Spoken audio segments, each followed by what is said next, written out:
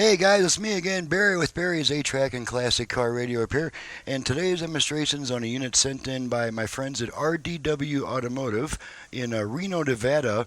This unit's out of a 71 Mustang, and looks like they just sent it in for a... Looks like, okay, the original... okay, interesting. Okay, well, on the written note it says worked okay, just needs to be cleaned per our customer. And then on the following page, they're requesting the basic FM conversion and power upgrade with Bluetooth and USB. And that's what they ended up paying for, so that's what they got. Now, this customer requested that the conversion be wired to the original connectors, which means we don't get that massive increase in output power. We just... get better FM reception. If the radio was not stereo before, it will be now. And ordinarily, you can add a huge amount of output power, but going into a common ground speaker system, the power output would be roughly equal to the original radio. So let's go ahead and turn this puppy on and make sure everything works before we center back. I have it set to FM at the moment. Sponsored by Purina. October is National Domestic Violence Awareness. And I was going to run through all the presets. After Thanksgiving and the pets. That's why the Purple Leash. Okay, we'll flip over to AM. Get 2 week stations around here. 1 week one. Another week one. And then a strong one. And there's our strong AM station. Okay, so we'll go back to FM. Just for fun, we're going to make sure the Bluetooth goes into pairing mode. So we do that by giving our volume control 2 turns to the right.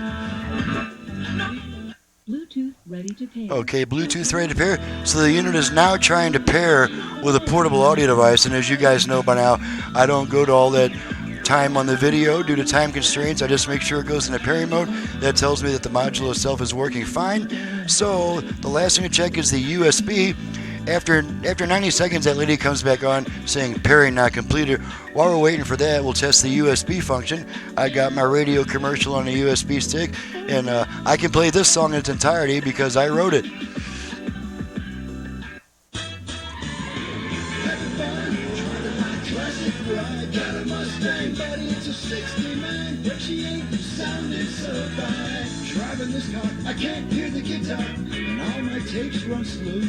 Alrighty, gonna unplug that. Radio comes right back. Okay, the only thing left to check is the dial lamp, and we'll make sure that flashes on and off. You can see it right about here, peeking through openings. That's our dial lamp flashing on and off in response to my commands. So everything is working properly. She's ready to go back, and I'm ready to get on to the next job. I'm Barry with Barry's A-Track and Classic Car Radio Repair. And if you have an A-Track unit either for home or for car use, you can reach me for that purpose of repairing it. Obviously, I do FM conversions to original classic car radios. I can add Bluetooth, USB, aux input, HD radio, and who knows what else by the time you're ready to send yours in. So my website is in the description below, and my phone number for paying repair or conversion customers only, not if you're looking for a belt or a part. You're just going to have to do a Google search on that stuff the same way I do.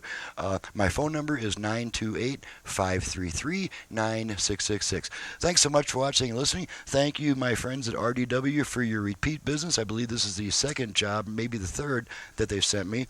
And we'll see you guys next time.